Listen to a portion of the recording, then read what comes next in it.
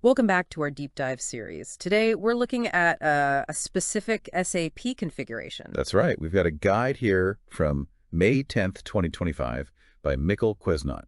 It's all about setting up shipping point determination and logistics execution. So fundamentally, how does SAP figure out where your goods actually ship from? And more importantly, how can you tweak that? Well, the core question is exactly that. How do you customize it? Because SAP gives you options.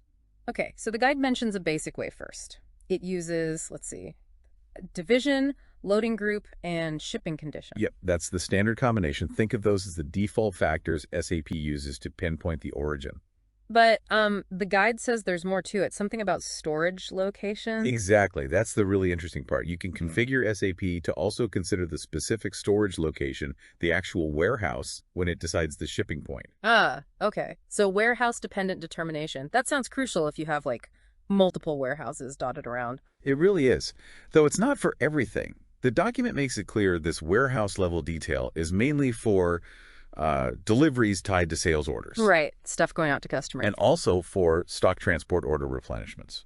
So moving your own stock between your own sites. Got it, like those internal transfers you mentioned. Yeah, the guide even gives a prime example of a physical transfer between two warehouses. It makes sense. If you're moving goods from warehouse A to warehouse B, you definitely need the system to know the shipment started at A. Absolutely. Otherwise, things could get messy, fast. It gives you much finer control, aligning the system with where the goods physically are. So for the SAP folks listening, how do you actually set this up? The guide mentions the IMG path. It does. The IMG, is SAP's big configuration cockpit. Right. The path is logistics execution, then shipping, basic data, shipping point goods, receiving point determination.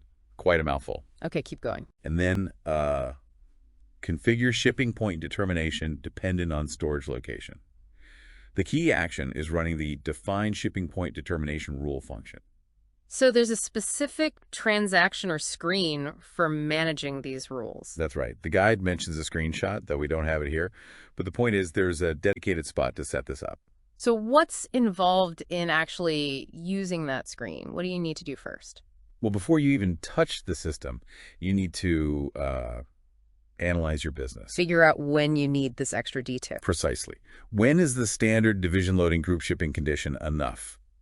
And when do you absolutely need the storage location factored in? It depends entirely on your logistics. Understanding your own flows, basically. Then once you know when you need it, you define the rule itself.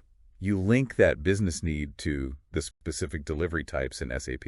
So you tell SAP, okay, for these types of movements, look at the warehouse too. You got it. That connects the logic to the configuration. And after all that clicking and configuring, the final crucial step is? Hit save. Don't forget to save your changes. It seems obvious, but, Ha! Yeah. Yeah. The most important button sometimes. Okay, so let's wrap this up. The key takeaway for you listening is that SAP lets you define shipping points pretty flexibly. And crucially, you have this option to make it storage location dependent for specific scenarios, which is super helpful for complex operations. Especially with multiple warehouses or those internal stock moves we talked about. And really, this kind of granular control just shows how these big ERP systems are designed to sort of mirror complex real-world operations. Trying to match the software to the physical flow of goods. Exactly, to drive efficiency. So here's a final thought to leave you with. Imagine a company with diverse storage locations and shipping needs without this level of control. What kind of inefficiencies or even just plain errors could creep into their supply chain? Yeah, think about the potential mix-ups or delays. It shows how a seemingly small configuration setting like this can actually have a pretty big impact on keeping everything running smoothly. Welcome back to our deep dive.